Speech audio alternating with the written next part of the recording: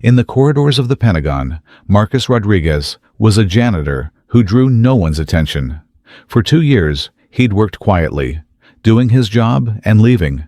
But that night, when he saw 2 Russian agents attempting to break into the National Security Advisor's office, his old identity awakened.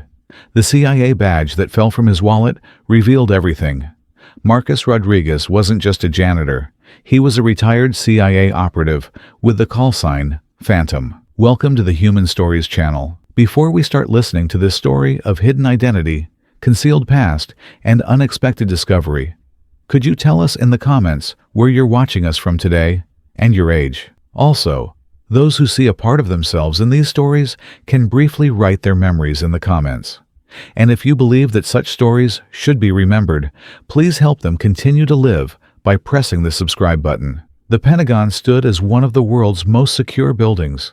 5 floors, 17.5 miles of corridors, 25,000 employees daily. The cleaning department worked the night shift, starting after the building emptied. Marcus Rodriguez had been working in this department for 2 years. Quiet, reliable, problem-free employee. But Marcus's real story was far more complex. He'd joined the CIA in 1985 and served for 30 years until 2015. He'd spent his last 20 years in the field, conducting operations in Eastern Europe, the Middle East, Africa, and South America. His call sign was Phantom. He'd appear like a ghost, complete his mission, and vanish. After retiring in 2015, he'd sought a quiet life. The CIA pension provided good money, but Marcus couldn't stay idle. The janitorial job at the Pentagon had been easy to get thanks to his security clearance, and nobody asked questions. It was ironic. He'd spent 20 years on covert operations. Now he was secretly cleaning. That Wednesday night, the shift started differently than usual. Security Chief Captain Jennifer Walsh seemed tense. "VIP visit tonight," she told the team. "Be extra careful. Don't touch anything." Marcus nodded. VIP visits were common at the Pentagon. Usually the Secretary of State, CIA Director, or foreign delegations would come. At 11 p.m., they began work. Marcus followed his usual routine: 3rd floor, E-ring corridor, executive offices. He worked quietly, never making eye contact with anyone. But that night was different. 2 men stood in the corridor, wearing suits and earpieces. Secret Service agents. Marcus recognized them. After 20 years in the field, he could identify their type. "Excuse me," said one of the agents. "This corridor is off limits." Marcus stopped his cleaning cart and turned back, but his curiosity was piqued. What VIP required this level of security? At 1:30 a.m., he took his break, sitting alone in the cafeteria, drinking cold coffee. Security Chief Walsh approached. "Marcus, you're very quiet tonight." "I'm always quiet, ma'am." Walsh smiled. "True. I've never seen you talking. Where are you from?" Marcus hesitated. "Virginia. Family?" "No, ma'am. I'm alone." Walsh looked at him strangely. There was something about Marcus. Too calm, too controlled, like he was constantly watching his surroundings. After the break, Marcus went down to the 2nd floor. He liked cleaning this area. Fewer people, less surveillance. But he heard a strange sound in the corridor. Low conversation, radio static. His old instincts kicked in. After 20 years in the field, he could sense danger. He left his cleaning cart and approached quietly. 2 men were trying to enter an office. But these weren't Pentagon personnel. Their movements were wrong, their equipment inconsistent. Marcus's experienced eye spotted it immediately.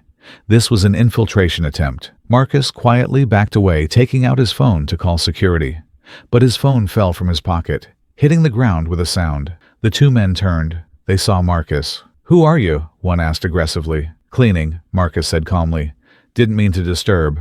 "Get out of here," said the other. Marcus started to back away, but something was wrong. These men were too tense, too dangerous, and the office they were trying to enter, that was the National Security Advisor's office. "Is there a problem?" Marcus asked. "You'll be the problem if you don't leave," the man said, moving his hand inside his jacket. Marcus recognized that movement. Gun movement. That's when Marcus Rodriguez transformed from janitor to CIA agent. "Gentlemen," Marcus said, his voice completely changed, "I advise you to leave this area." The men were surprised. Marcus's posture had changed. He was no longer a scared civilian, but something else entirely. "Who do you think you are?" one said. Marcus reached for his wallet, but as he pulled it out, his CIA badge fell to the ground. A black card with gold lettering. Central Intelligence Agency, Senior Field Operative, Marcus Rodriguez. The two men froze when they saw the card. CIA, one said. Retired, Marcus said calmly, but still sworn. The men looked at each other. Their plan had been compromised. Now, Marcus said, you'll leave here, or security will escort you out. The first man reached for his weapon, but Marcus was ready. 20 years of field experience kicked in. He caught the man's wrist, took the gun, and dropped him to the ground. The second man tried to run, but Marcus caught him too. Don't move, Marcus said. I'm calling Pentagon security. 5 minutes later, the security team arrived. Chief Walsh was followed by Secret Service agents and FBI. Marcus, Walsh said in amazement. What's happening here? Marcus pointed to the card on the ground. Ma'am, I need to make an identity disclosure. Walsh picked up the card and read it. Her eyes widened. You're a CIA agent? Retired.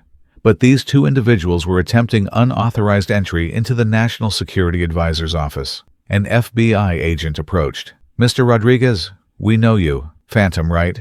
Marcus nodded. That call sign is retired. How did you spot these men? 20 years of experience. Their movement patterns, equipment, they're not Pentagon personnel. The arrested men were interrogated.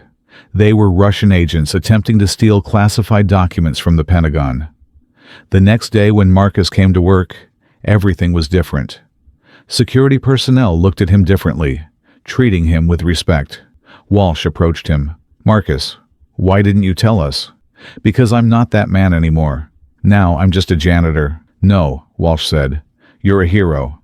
CIA Director William Chen came to the Pentagon to meet with Marcus. Marcus, the director said, we want you back. I'm retired, sir. This operation showed your skills are still sharp, Marcus thought. Maybe I could consult, but I won't return to field work. Understood. A week later, Marcus started his new position, Pentagon security consultant. He no longer cleaned. He was developing security protocols. But once a week, he visited his old night shift colleagues.